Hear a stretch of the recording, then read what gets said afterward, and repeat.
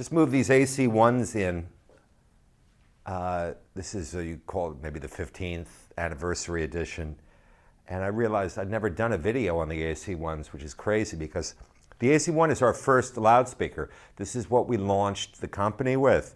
And it's an interesting story behind the AC1. The photographer and now filmmaker, Anton Corbijn, he did like all the U2 covers and Depeche Mode, and he's been making feature films.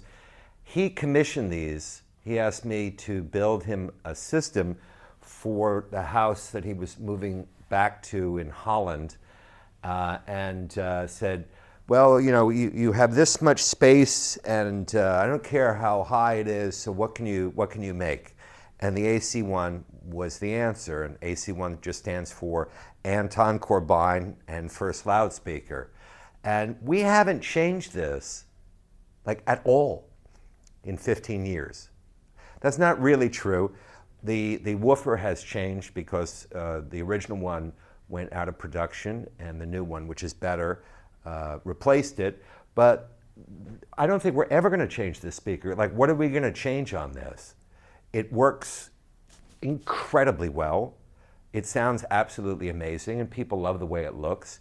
So, you know, when I see other companies with their design thing that every year or so, the cycle, everything has to change, little changes to make you feel like you're missing out on what's happening with the product and with the brand. And I really despise that. That is why we're in such trouble environmentally. That is not sustainable. I like making things that when you buy them, you'll think, I'm going to give those to my children, to the grandchildren. They're just beautiful, classic objects that are made impeccably with the best possible materials and really good engineering and technology. And I think that we did that 15 years ago with the AC1. It's a solid wood loudspeaker, first of all.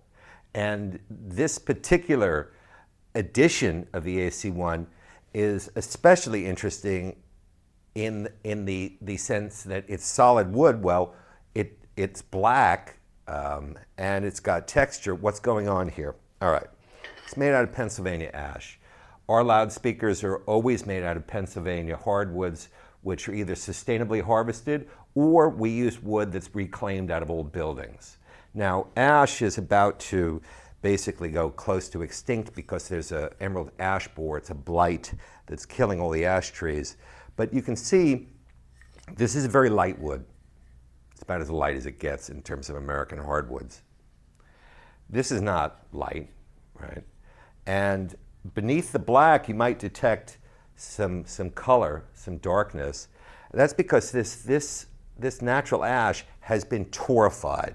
It's a process that we've been using for the last couple of years. It's a super interesting process whereby the wood is roasted in a chamber without oxygen, where it would actually catch fire because it's so hot, but there's no oxygen, so there's no combustion.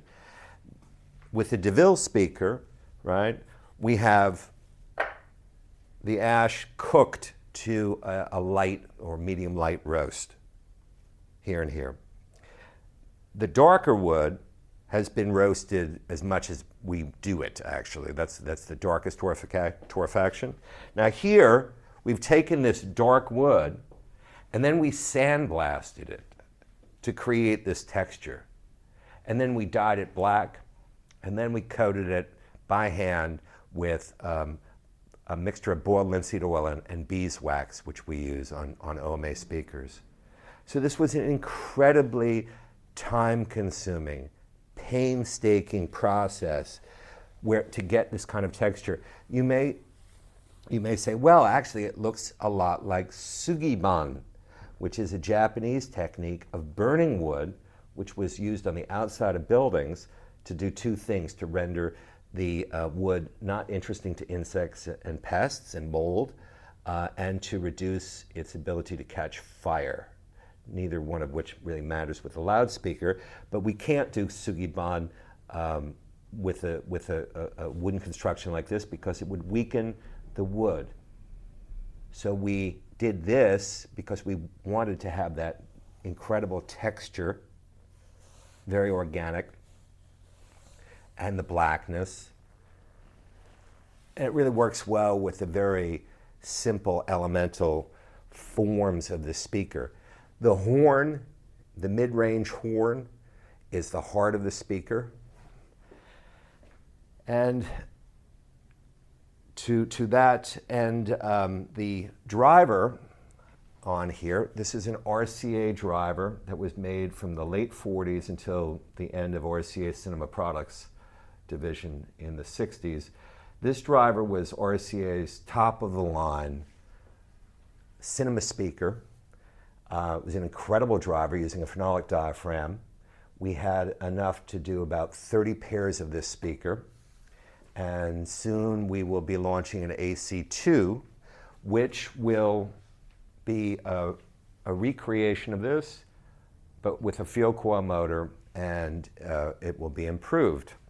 And I wish we had more of those RCA drivers, but the 30 pairs, that's all we had. So this is one of the last of the AC1s. The ribbon tweeter, that's the high frequency, is made in Serbia, and the woofer is a paper cone, no rubber, with doped cloth surround. It's a very efficient speaker, almost 100 dB, 1 watt, 1 meter. You need about 3 meters listening distance to properly enjoy this speaker, but it has enormous output and yet will play beautifully very, very low. I think that this latest edition of the AC1 is one of our best.